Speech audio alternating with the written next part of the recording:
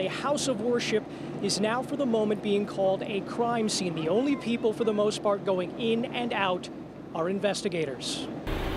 The house has become like a place of worship. Shoes line the walkway of a Greenfield home. They're taken off as a sign of respect before entering a house scarred by violence.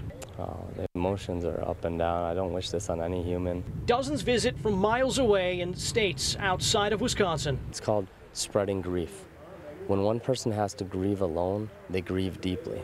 When one person grieves with thousands, it's a lot less. The multiple shooting at Oak Creek Sikh Temple of Wisconsin took half a dozen innocent lives, including 39-year-old Parkesh Singh and Amardeep Kaleka's father. Once I knew, it hits you in the stomach like just a ton of bricks. Those murdered include the temple president, 65-year-old Satwant Singh Kaleka, 41-year-old Sita Singh, 49-year-old Ranjit Singh, 41-year-old Paramjit Kaur, and 84-year-old Suvig Singh Katra.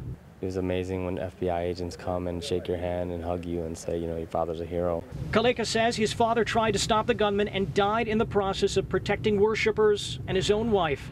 The final act of a father allowing for a moment of pride during a time when sorrow is easy to come by. Whatever happened, whatever my dad did, he bought a lot of time for other people.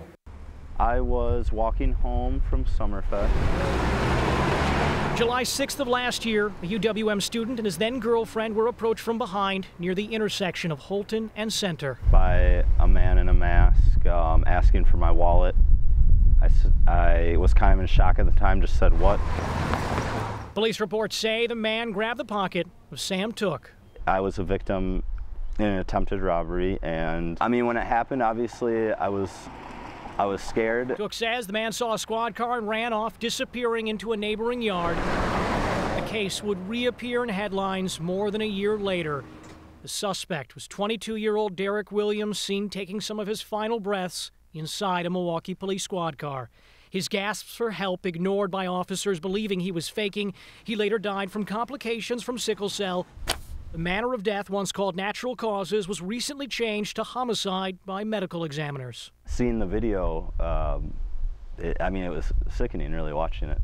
I mean, it's just sad, really. Until the police video was released, Took never got a glimpse of what happened after Williams ran off. He says he appreciates the quick police response preventing the robbery. At the end of the day, they could have possibly saved my life. While Took is called a victim in the police report, he offers sympathy for the man accused of trying to rob him, labeled a suspect. He was definitely a victim too. I think watching what I saw, it seems that he needed help and he didn't get it. So I think he would be a victim also.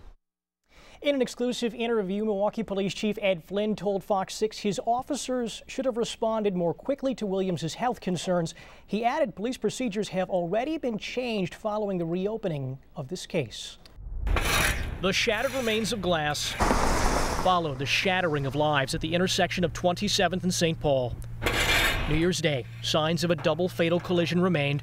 Police say the driver of the striking car was drunk. Sir, can you talk to us about what happened? We visited the listed home of the 17-year-old suspected of causing the collision. We're just trying to get the driver's side of things. If you have a moment, we'd really appreciate speaking with you. Because the teen is yet to be charged, we're not identifying family members. They don't want to make any comments right now. Is there anything you'd like to say on behalf of the driver? That's my nephew, and I know he didn't mean to do it. Police say the 17-year-old's vehicle sped through this intersection, hit the median, went airborne, and collided with a car stopped at a traffic light. Two inside that vehicle died at the scene. I know my cousin, and I know he feels bad. I can't even imagine what's going through his head.